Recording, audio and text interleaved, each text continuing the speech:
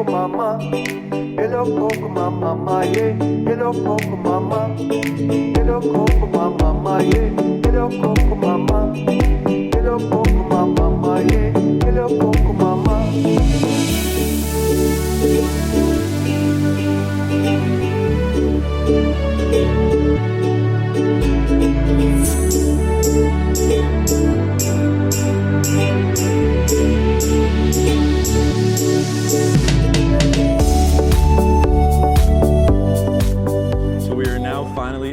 Charles Bridge. We only got to see this from a distance over there from Mainz Bridge. So from Charles Bridge, this is known as the heart of the city of Prague and gives you the absolute best skyline views of the city and also that castle over there that we were at yesterday.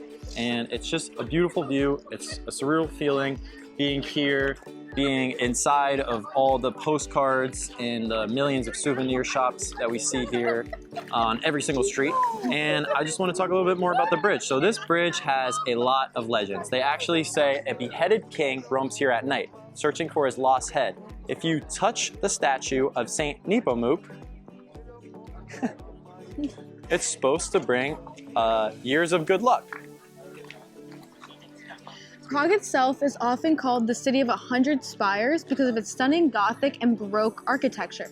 And unlike many other European capitals, it was largely spared from destruction in World War II, which is why the city looks so perfectly preserved today.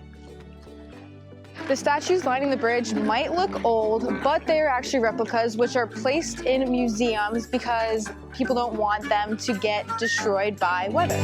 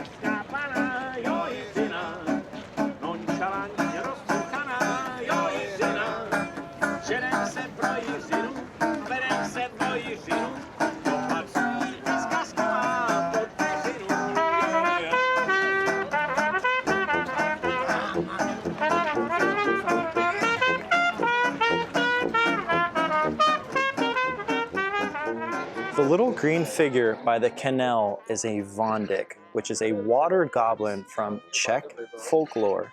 Legends say that these mischievous spirits lived in rivers and ponds collecting the souls of drowned people in porcelain cups.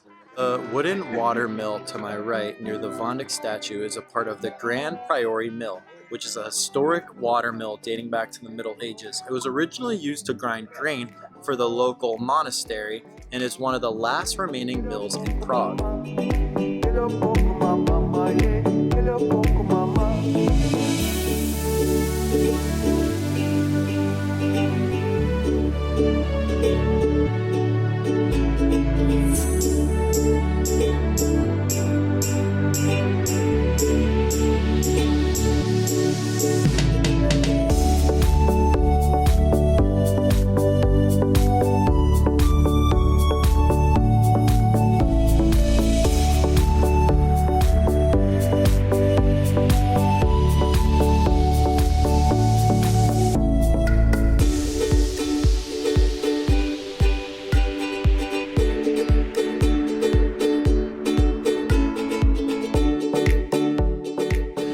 the Petřín Tower right now, which is just like the mini Eiffel Tower of Prague. That's just randomly placed on the top of the hill. This top of the hill looks like a really cool area. There are castle walls, big churches, parks, and you can already see it's going to be cool city line. Yeah, a great view. The tickets were 300 Czechs, which is around $12 for the students. And I'm happy to be walking up a spiral staircase where I don't have to duck the entire time.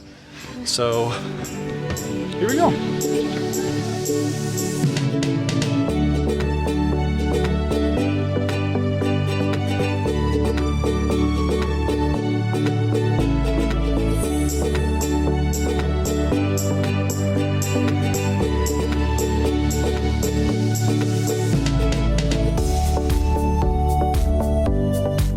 Petřín Tower is Prague's own miniature Eiffel Tower, standing at 208 feet tall atop Petřín Hill. Built in 1891 for the Jubilee exhibition, it was inspired by the Eiffel Tower in Paris, but is only a quarter of its size. However, because it sits on a hill, its peak actually reaches the same elevation as its Parisian counterpart. You can climb the 299 steps to the top for one of the best panoramic views of Prague, stretching from the castle to the Vlada River. So our review of this is it was really cheap and actually like the best viewing point of this whole trip. It's actually like the perfect height to where it's not too tall like the Montparnasse Tower. That was like too tall kind of, and like you could barely see the buildings, but this is like a perfect height that you still get the 360 and just like a really clear, nice level view with the whole city of Prague. Yeah, it's also really cool that you get a hike up here. Really not too hard, and it's on top of a park. Again, really cool views. There's not too much to do in a park besides just run around and bike. There's not really that much to see, I would say, in the park because there's the castle wall, so you can't really see much. But again, this is in a really cool, secluded area. It's like a hidden gem, pretty much. I mean, there's a really cool church. There's some interesting restaurants around here. Again, one of the best 360 views you can get. You wouldn't want to get any taller than this. To actually get to the Petřín Tower, you start at Petřín Park, and it is a pretty steep incline that we had to deal with. Now, granted, I did race Jackson to get to the top, so we did cut some time. So it probably took about 15 minutes for us to get to the base level of this tower.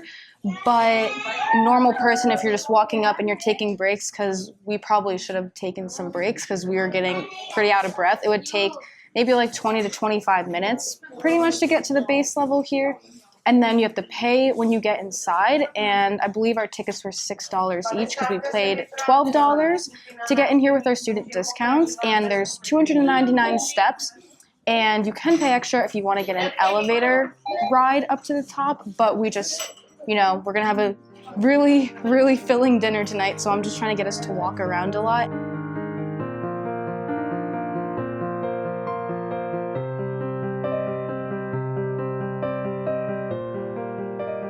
There is like no room up here. Yeah. So there was room when we originally got here, but Just people are struggling. Filled up a lot. So don't wear backpacks. Stop. Why wear backpacks in a small place? Where are you going? Yeah, do you really need like pounds of clothing to walk up? Like, Guess we're trying to get a workout in. yeah, but you cannot move up here. Also, the tower like shakes, so it's a little scary. It feels like this thing's kind of gonna fall over, and the wind's pushing it for sure.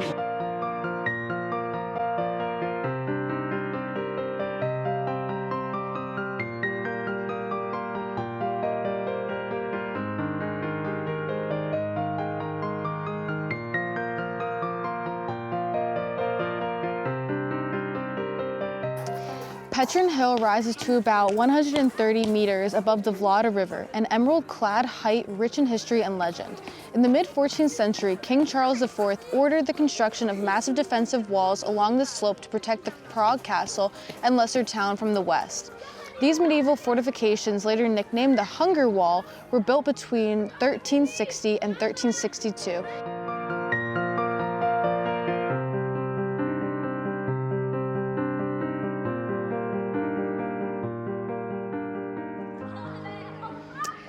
At Petrín Summit stands the Baroque Church of St. Lawrence, a peach-colored chapel originally founded in the 12th century and later redesigned in the 1730s by a famed architect Kilian I.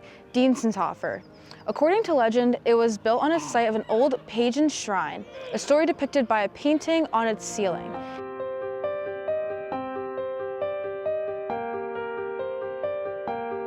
All right, so now We are heading to hopefully, we're gonna walk around the castle a little bit again, get a nice sunset castle view. I'm very excited. And then later tonight, we have surprise dinner. I already kind of told Jackson about it. It's gonna be a star dinner, 5 courses, see the stars. I picked a great day, clear skies outside. So I thought it would be a really good idea, but he's not excited about it at all. So I'm kind of getting nervous about the dinner.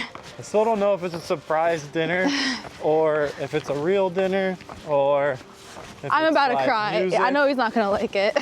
I like stars, but like I would rather have like live music or a medieval play.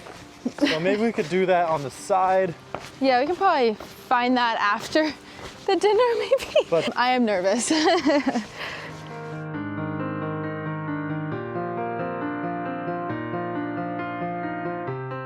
Excited? I'm excited for the dinner tonight. I'm at least excited. so I'm starving right now. So I don't know, I guess we're saving our bellies because it's gonna be a really big dinner. Yeah. I hope, because I can eat a lot. And we've only been kind of eating like 2 meals a day and like a little bit of snacks. So Now this is 5 courses. hopefully Plus unlimited we'll drinks. get a 6-pack by South of France? South of France.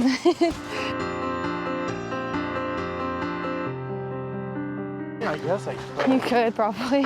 Skateboarding, Yeah. skiing, Okay. snowboarding, Getting back to it. But anything. Selfie stick on deck. Sir, can you please stop recording my children? Sir. Sir, please stop recording my underage children. I gave you a first warning. Whoa.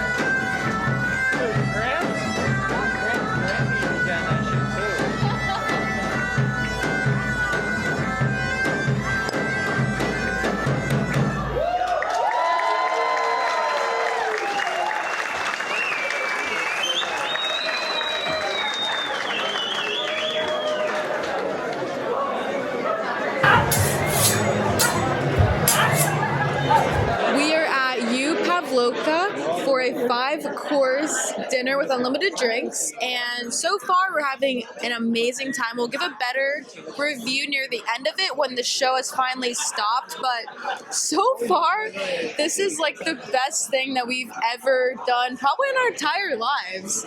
It's 4 hours long. It's 4 hours long. Really great food so far. I mean, the food to drink ratio is amazing. Another show's about to start, so we're gonna tip, but like crazy.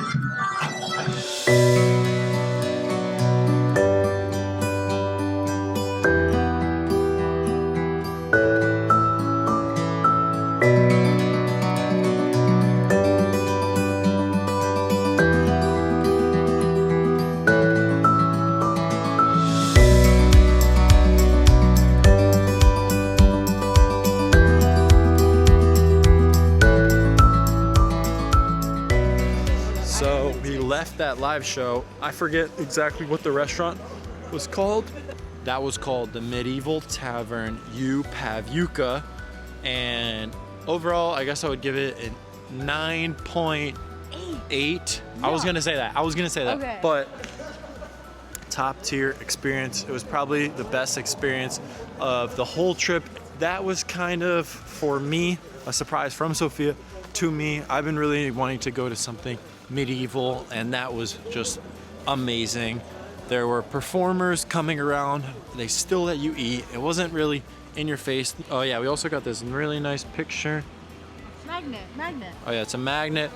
Medieval towns are exactly what you should be kind of looking for if you are going to Europe, in my opinion. Maybe again, that opinion will change after Switzerland and Italy and such, but for now, I'm just all about castles and medieval fairy tale vibes at this point. Prague is a beautiful city. It can't be described in any other way. Dark spires, tall churches, grand castles. It's exactly what I've been dreaming of since I was a kid watching Harry Potter and Lord of the Rings. If you have aspirations of traveling, definitely make your trip to Prague. Everything that you see in life is obviously very short term. You know, you look at something for a minute and it's kind of over, but still, I would not trade that minute for 2 months of planning. You know, we planned this trip for months, but the little moments that you have is just kind of unmatchable. To see stuff in person is just unreal. It makes everything so worth it. Prague has made me so dearly happy.